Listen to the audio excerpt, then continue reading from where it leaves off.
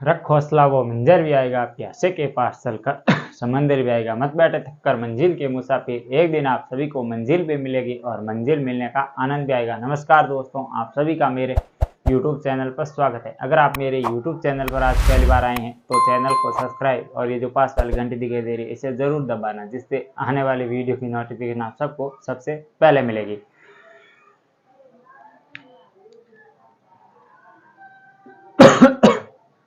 उन्नीस अक्टूबर 2023 today current affair episode number ये है हमारा 124।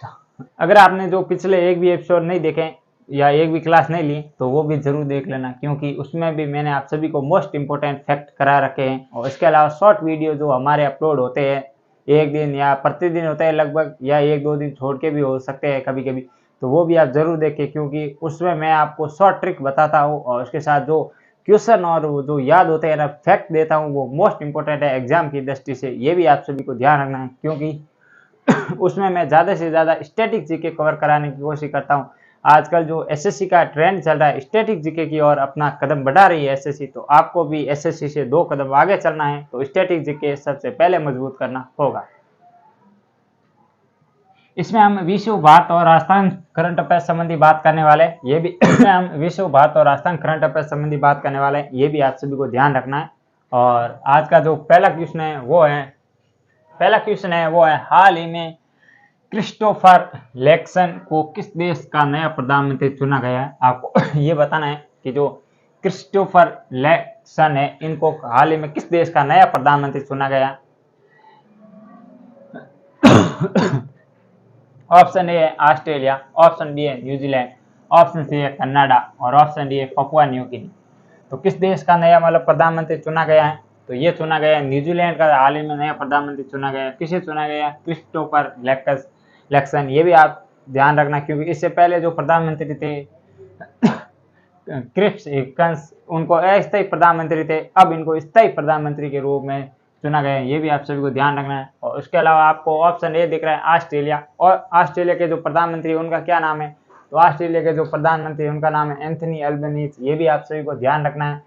और इसके अलावा आपको ऑप्शन नंबर सी दिख रहा है कनाडा, क्योंकि कनाडा और भारत के बीच हाल ही में एक विवाद भी हो गया था, किसी को हत्या का आरोप लगाया भारत पर, तो इसलिए आपको ये भी ध्यान रखना है, क्योंकि एग्जाम में पूछ सकते हैं कनाडा के पीएम कौन है, तो कनाडा के प्रधानमंत्री कौन है, तो ये है जस्टिन ट्रूडो। ये भी आप सभी को ध्यान रखना है। और पपुआ न्यू गिनी क्यों मैंने ऑप्शन लिखा है, क्योंकि कुछ ऑप्शन लिखा है तो कुछ कारण भी होगा लिखने का। तो Papua New Guinea, Fiji, Palau, मिस्र, ग्रेस इत्यादि के ये जो हाईएस्ट अवार्ड होते हैं वो हमारे प्रधानमंत्री नरेंद्र मोदी जी को मिले हैं। ये भी आप सभी को ध्यान रखना है। और इसके अलावा सूरीनाम का जो ऑर्डर ऑफ द जायद है, order of the yellow star, ये किन को मिला है? ये हमारे जो राष्ट्रपति है कौन, श्रीमती द्रौपदी मुर्मू जी को मिला है। ये भी आप सभी को ध्यान रखना है। और इसके अलावा ऑस्ट्रेलिया और क्यों इम्पोर्टेंट है, अगर देखें तो ऑस्ट्रेलिया किस में शामिल है, तो ये ऑस्ट्रेलिया है वो क्वाड में शामिल है। क्यों ये क्वाड में शामिल है? और क्वाड की जो पहली बैठक हाल ही में जो क्वाड की जो अभ्यास होता है क्वाड देशों के बीच, कौन सा होता है? मालाबार। और मालाबार का पहली बार आयोजन कहाँ पर किया गया? तो ये किया गया ऑस्ट्रेलिया में। ये भी आप सभी को ध्यान रखना, मालाबार।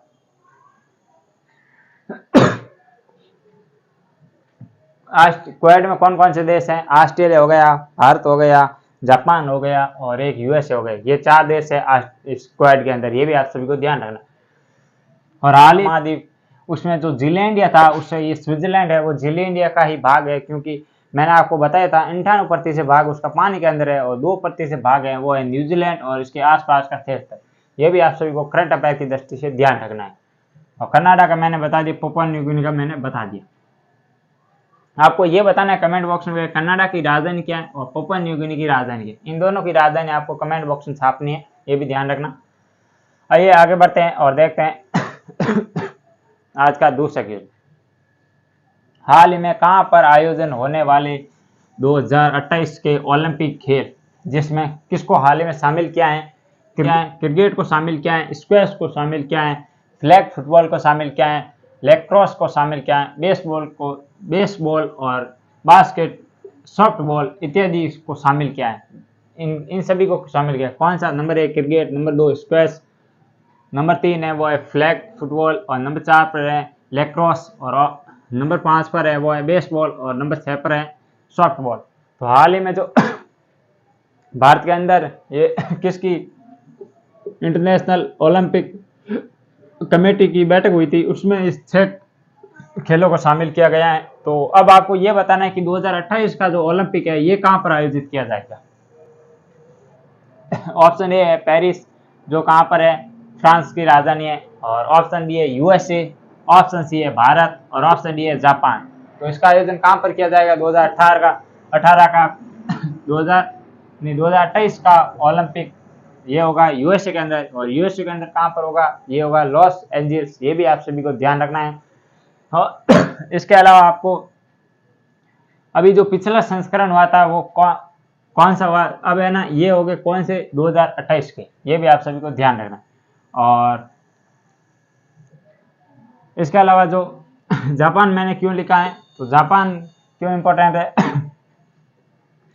यहाँ पर हुए थे टोक्यो ओलंपिक, कौन से टोक्यो ओलंपिक 2020 वाले, ये भी आप सभी को ध्यान रखना है। और भारत 2036 के जो ओलंपिक हो गए उनकी मेजबानी भारत करेगा, ये भी घोषणा हो चुकी है, ये भी आप सभी को ध्यान रखना है। और पेरिस में कौन से ओलंपिक हुए ये आप सभी को कमेंट बॉक्स में बताना। और पहले ओलंपिक की शुरुआत कब हुई, तो ये हुई थी 1896 के अंदर, ये भी ध्यान रखना है। और पहला कहाँ पर आयोजित किया गया, तो ये किया गया एथेंस ग्रीस के अंदर, ये भी ध्यान रखना है। ये नहीं है कि क्रिकेट को इन खेलों को पहली बार शामिल किया गया, जबकि क्रिकेट पहले भी था। कब, 1901 के अंदर जो ओलंपिक हुए थे उसमें क्रिकेट को शामिल किया गया था, पर है ना उसके बाद क्रिकेट को वापस हटा दिया गया, अब वापस क्रिकेट को शामिल किया गया है। ये भी ध्यान रखना है, क्योंकि ये होने वाला है इंपॉर्टेंट क्वेश्चन, जो कि मोस्ट इंपॉर्टेंट। आइए आगे बढ़ते हैं और देखते हैं आज का 30 क्वेश्चन। हाल ही में विजिंगटन अंतर्राष्ट्रीय बंदरगाह कहाँ पर प्रारंभ हुआ है। ये एक बंदरगाह का नाम है जिसका नाम क्या है, विजिंगटन अंतर्राष्ट्रीय बंदरगाह। ये प्रारंभ कहाँ हुआ है, किस राज्य में हुआ है। ऑप्शन ए है गोवा, ऑप्शन बी है कर्नाटक, ऑप्शन सी है तमिलनाडु, और ऑप्शन डी है वो है केरल। तो ये कहाँ पर प्रारंभ हुआ, तो ये हुआ है केरल के अंदर, ये भी आप सभी को ध्यान रखना है। और इसके अलावा ये बंदरगाह है, तो अब हम थोड़े से प्रमुख भारत के कौन कौन से बंदरगाह हैं वो भी देख लेते हैं। जैसे आपको एक ये है भारत, ये ऐसा लगभग, तो इसमें यहाँ पर एक बंदरगाह है, कौन सा बंदरगाह, गुजरात के अंदर गुजरात के अंदर एक है कांडला बंदरगाह।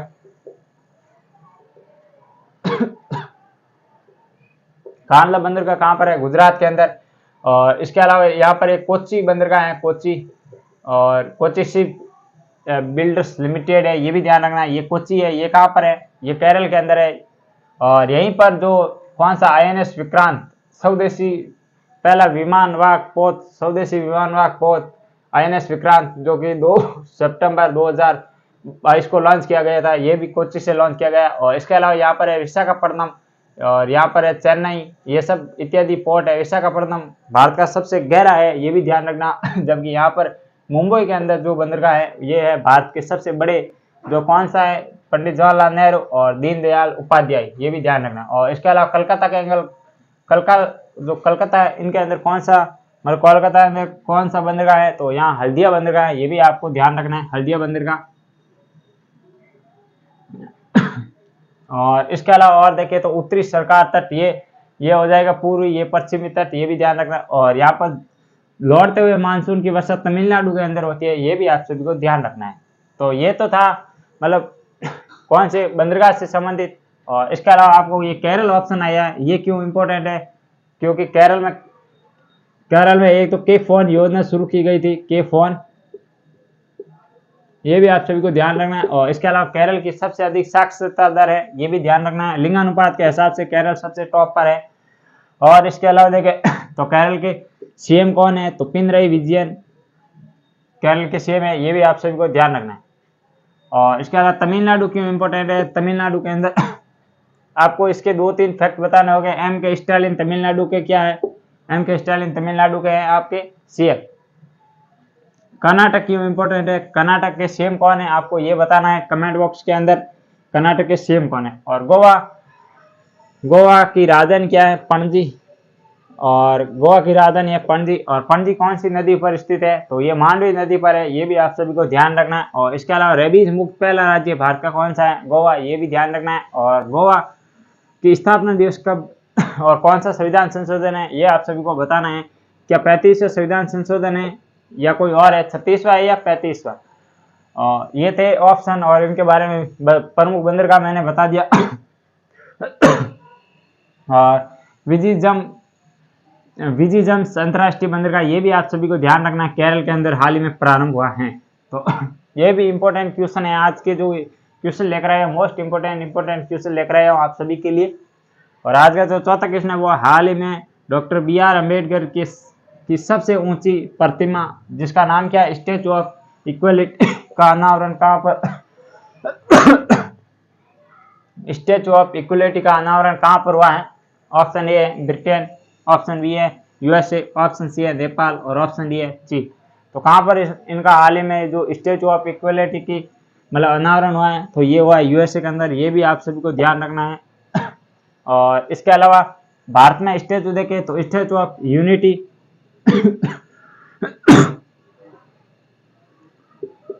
स्टैचू ऑफ यूनिटी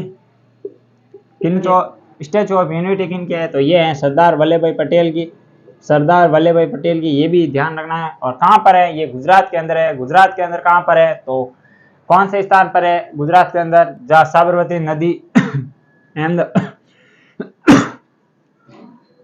अहमदाबाद के अंदर है और साबरमती नदी प्रवाहित होती है, ये भी आप सभी को ध्यान रखना है। और इसके अलावा स्टैचू ऑफ एक और है ना, स्टैचू ऑफ कौन सी, हैदराबाद में स्थित है संत रामानुजनाचार्य की।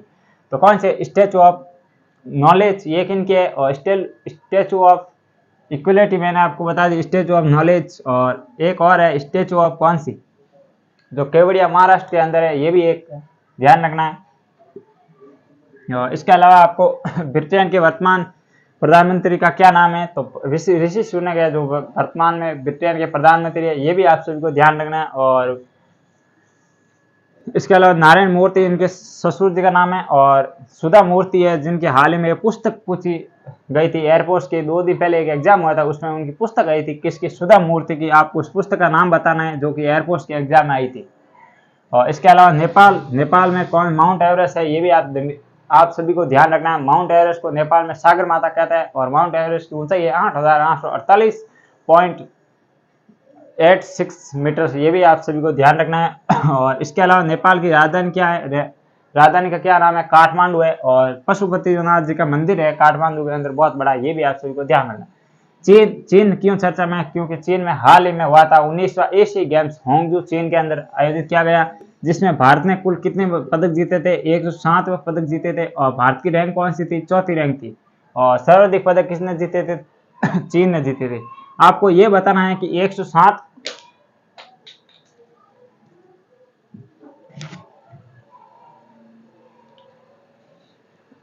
आपको ये बताना है कि टोटल 107 पदक भारत ने जीते थे। इनमें गोल्ड कितने थे, सिल्वर कितने थे और ब्रॉन्ज कितने थे। और पहला गोल्ड भारत ने किस गेम में आया था, शूटिंग के अंदर आएगा, ये भी ध्यान रखना था। ये थे 4 क्वेश्चन, और जिसमें विश्व और भारत को शामिल करने की कोशिश की है मैंने।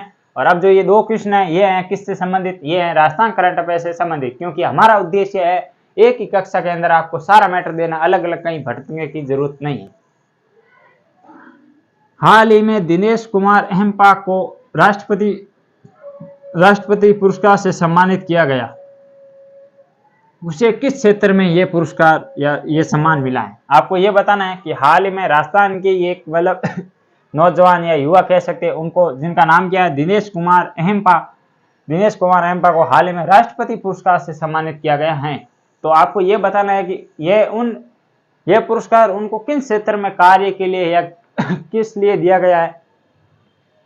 ऑप्शन ए है स्काउट गाइड के अंदर सम्मानित किया गया है, ऑप्शन बी है साहित्य के अंदर सम्मानित किया गया है, ऑप्शन सी है विज्ञान क्षेत्र की ओर से सम्मानित किया गया है, या पर्यावरण क्षेत्र की ओर से सम्मानित किया गया है।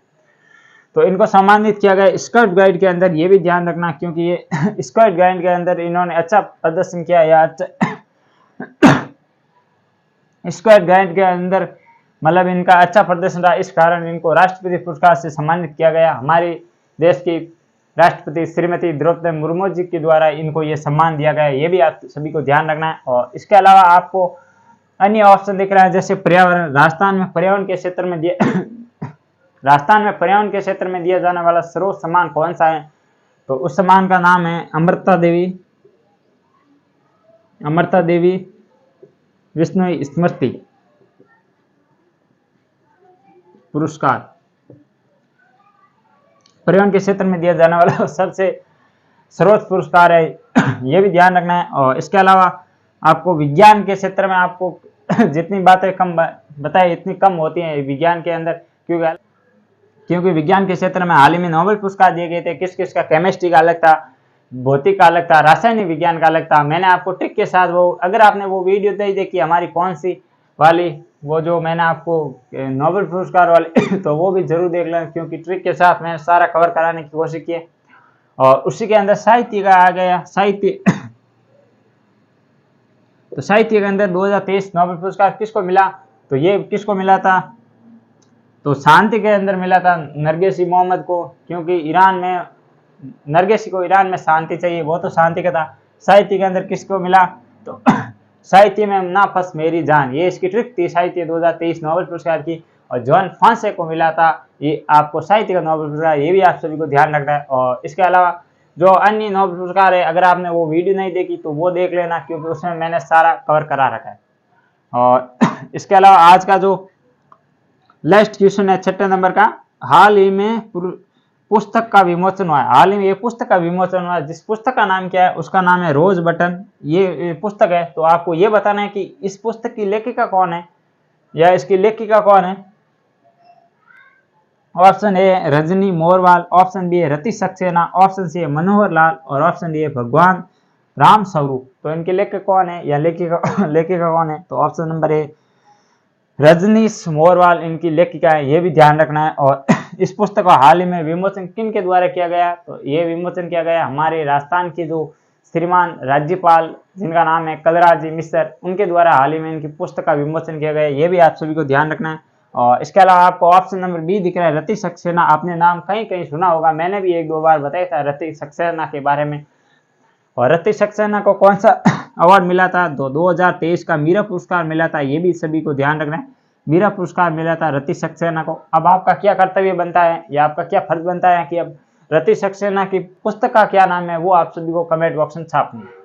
और तो बाकी तो ये 2 ऑप्शन ऐसे ही है कोई मतलब नहीं है इनका, तो ये ध्यान रखना है। और ये थे आज के कुल कितने क्वेश्चन? 6 क्वेश्चन, जिसमें 4 तो थे इंडिया और विश्व के और 2 क्वेश्चन थे राजस्थान करंट अफेयर। कक्षा कैसी लगी मुझे कमेंट बॉक्स में जरूर बताइए। और अगर वीडियो अच्छा लग रहा है और हमारी मेहनत जो कर रहे हैं अच्छी लग रही है तो अपने दोस्तों को शेयर जरूर करें ज़्यादा से ज़्यादा। और वीडियो को लाइक नहीं किया था एक लाइक जरूर करें। आज के लिए इतना ही, कल फिर मिलेंगे इसी जोश और जुनून के साथ। तब तक के लिए जय हिंद जय भारत।